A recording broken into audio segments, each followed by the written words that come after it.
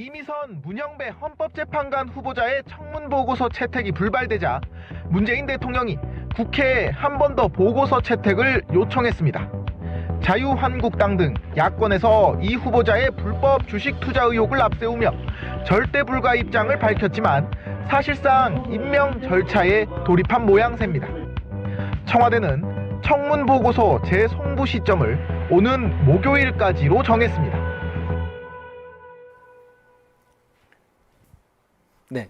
네, 마지막 주제입니다. 자, 이미 알고 계신 내용들이 많을 것 같아서 최대한 그런 부분을 좀 생략하고 말씀드리겠습니다.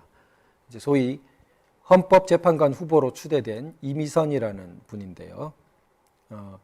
이런 소식이 있어요. 판사들이 이렇게 들어가는 게시판에 또 이제 비판이 막 올라온답니다. 그래서 배우자가 다 하고 나는 몰랐다. 이거 우리 재판 기록에서 많이 보는 이야기 아니냐고 자기들끼리 이제 비아냥한 거죠. 거린 거죠. 참 서글픈 이야기죠. 그러니까 그 판사들 재판 기록 속에 변명거리로 많이 올라오는 거죠. 배우자한테 전가하고. 그러면 판사들이 어떻게 했겠습니까? 말 안 되라고 수없이 판결을 내려온 거죠. 그 말입니다. 이 이야기, 비아냥거리는 거는. 그 수많은 전형적인 변명, 그리고 판사들이라면 또 전형적으로 배척하는 그 변명, 그게 지금 헌법재판관 후보자의 입에서 나와서 전 국민에 회자되고 있다는 그 사실을 콕 집은 것입니다. 자, 근무 시간 중에 하지 않았다는 게 일부 자료만으로도 거짓말로 드러나 버렸죠. 자료를 다 내지도 않았어요. 자료 내라고 하는데. 그러면 모든 자료까지 나와서 만약 검증되면 어떤 내용이 나올지 정말 차마 못 내는 것 같습니다. 그런데 임명은 강행하려고 해요. 김경수 이래로 완전히 막가파의 길을 가기로 했죠. 지금. 자, 우리법 연구회, 국제인권법 연구회, 민변. 정말 이젠 너무하죠. 헌법재판소를 완전히 이거로 다 채우려고 하는 모양이에요. 법원 내에서도 무슨 법관회의 어쩌고 하면서 이게 법원 내 사조직처럼 이렇게 해서 되느냐. 특정 조직이 법원을 너무 좌지우지하는 형태가 아니냐. 그런 우려 많은데 어떻게 하려고 이렇게 할까요? 그런데 제가 보다 오늘 다뤄보려고 하는 내용은 여기에 대한 그 배우자분의 태도예요. 제가 볼 때 저랑 학번이 거의 비슷한 것 같아요. 그러니까 완전히 같은 거의 세대인데 이 태도에 대해서 좀 다루고 싶어요. 그러니까 뭐가 문제냐는 태도죠. 그러니까 많은 분들이 위선적이다. 이 이야기 참 이번 정권 들어 많이 듣죠. 내로남불, 위선, 뻔뻔, 후한, 무치 막 많이 듣습니다. 그런데 저는 조금 더 들어가 보고 싶어요. 위선이라고 하면은 최소한 자기가 위선을 저지르고 있는 건 아는 거거든요. 근데 제가 볼 때는 그 정신 구조는 이미 자기가 뭔가 꺼림칙한 일을 하고 있다고 생각되는 것 같아 보이지 않았어요. 그게 놀라운 거예요. 그렇게까지 의식을 변화시킬 수 있다. 그런데 그렇게까지 변화시키는 건 뭐냐? 제가 오늘 전편의 주제로 말한 당쟁은 사람의 의식을 그렇게 변화시킵니다. 그게 무서운 거예요. 그래서 당쟁은 거의 사이비 종교 수준으로까지 우리를 변화시키는 거예요. 그러니까 그 공산주의자들은 당파성이라고 아주 강조합니다. 당파적 진리라고. 그러니까 말이 거창하게 할 필요 없이 우리로 치면 당쟁의 구도입니다. 옛날에 우리 동양 고전에서는 당을 굉장히 경계했습니다.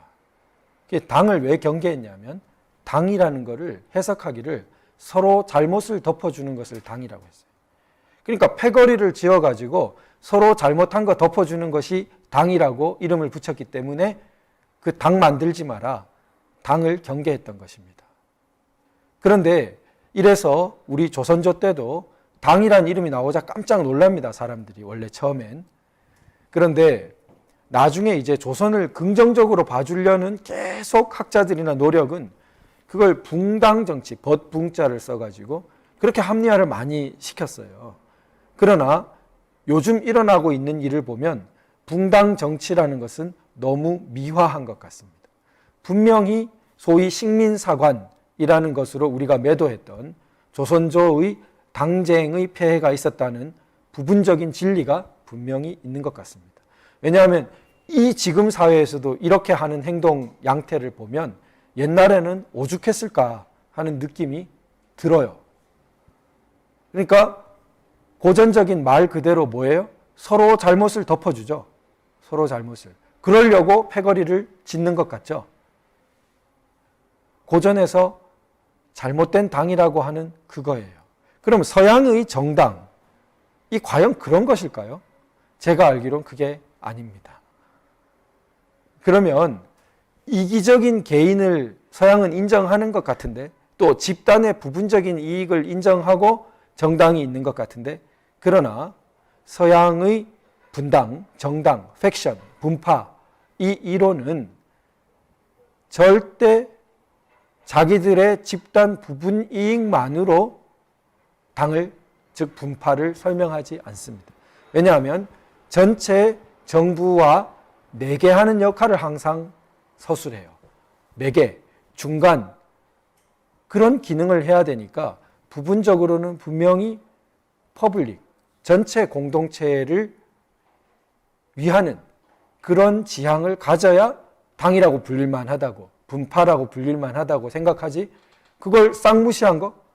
그거는 어떻게 공적인 혜택도 받고 그러면서 존립할 수 있냐가 되는 거죠. 많은 혜택을 받습니다. 헌법적인 제도기 때문에 정당이란 것은. 그런데 지금 우리나라에선 이런 퍼블릭한 측면이 너무나 죽어버렸죠. 그리고 정말 옛날의 거의 조선시대를 방불케 하는 당쟁의 구도만 자꾸 남는 것 같습니다. 이렇게 하면 뭐도 일어나요? 역사 왜곡도, 또 성역화 신비화도, 또 마구잡이 자의적인 행위도 다 연결되어 일어나고 나중에 걸어가면 의식이 마비되어서 잘못을 하는 줄도 모릅니다. 아마 제가 겪은 사람 중에는 거짓말을 하면서 거짓말 한다고 생각 못하는 사람 좀 겪어봤어요. 그러니까 그게 단계가 심해지면 그게 구분이 안 되는 단계가 좀 오는 것 같아요. 의식이. 그러니까 우리가 이 당쟁적 태도를 자꾸 가다 보면 지금 이미선 후보의 배우자가 보여준 그 태도까지 도달하지 않나 그렇게 생각됩니다. 소위 민주화 세대의 너무나 정말 부정적인 단면에 우리가 도달한 것 같습니다. 민주라는 이름은 근대 문명과 떨어뜨릴 수 없죠. 근대 문명적인 민주 정치 체제죠.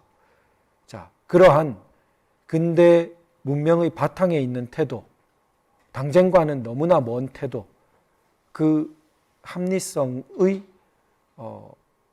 기초를 우리가 받아들이고 그 다음에 노선 차이가 있는 것이지, 이런 합리적인 기초 안 받아들이면서 나는 사회민주 노선을 추구하니까 너랑은 죽기 살기로 삼족을 멸하겠다는 자세로 싸우겠다. 너는 무슨 말을 해도 잘못됐고 거짓말이고 나는 무슨 음모로도 너를 얽어 넣어도 정당화되고, 그건 아니죠.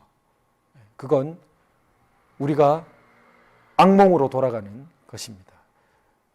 정치적 입장이나 노선의 차이를 떠나서 저는 우리 사회가 전체적으로 이 부분에서 대각성이 필요한 시점에 도달했다고 여겨집니다. 그런 부분에서 우리 문정부의 비판적인 분들부터 스스로 좀 더 고양될 필요가 있다고 여겨집니다. 혹시 우리도 소위 자유우파를 자처하니까 그러면 그 사람 모든 것은 덮어주려고 하는 뭐 그런 태도를 갖지는 않았는지, 그러면 안 되겠죠. 또 그런 걸 기대해서도 안 되겠죠. 그것은 당의 태도입니다. 우리 동양 고전에서 경계하던 서로 허물을 덮어주는 당, 그거 우리 근대적인 정당 아닙니다. 우리 공적인 마음을 회복하는 그러한 진정한 민주, 자유, 공화로 나아가는 시민이 되어야 될 것으로 생각됩니다. 부족한 말씀 이만 마치겠습니다. 감사합니다.